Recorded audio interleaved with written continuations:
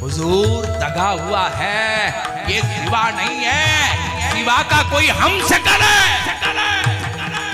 तळपायाची आग मस्तकाला जावी आणि आता असुराचे मार पडू लागले। कुणीतरी यावं भाला टोचवावा, रथकाची चिळकांडी उडावी, कुणी यावं तलवारीचं पात छातीवरती गरा गरा बहुरा फिरवल्यासारखं फिरावं, रक्ताचा पाठ व्हावा।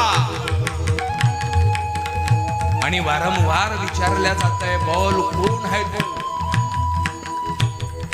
शिवाजीनं म्हणावं, मैं शिवाई हूं। गाय बोलवल्या गेली, गायचं शेपूट हातात दिलं, बोल कोण है तू? आणि गायचं शेपूट हातामध्ये घेऊन म्हणावं, मैं शिवाई हूं। त्या सिद्धी जोहरला कळायला मार्ग नाहीये।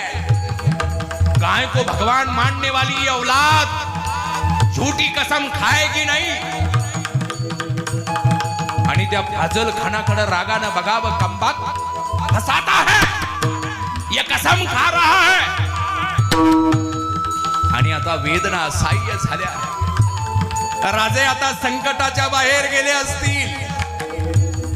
वेदना असह्य झाल्या आणि यानं म्हणावं, अरे मैं शिवाई हूं, लेकिन हजामत करने वाला शिवा हूं।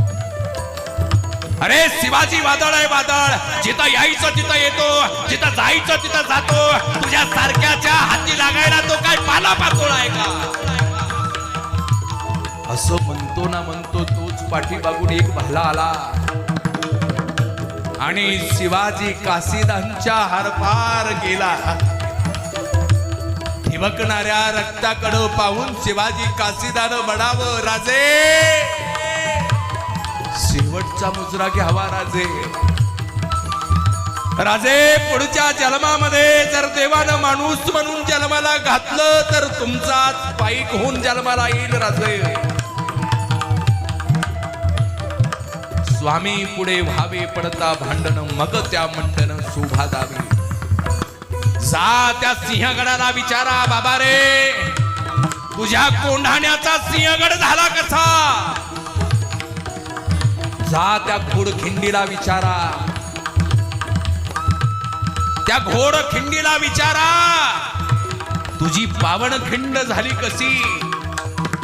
जा त्या रायगडाच्या बुरुजाला विचारा तुझा हिरकणी बुरुज झाला कसा? अरे असा राजा जन्माला आला ज्यानं स्वतःचं नाव कुठंच कोरलं नाहीये, पण मराठी माणसाच्या काळजावर कोरल्या गेलेलं नाव म्हणजे शिवाजी आहे।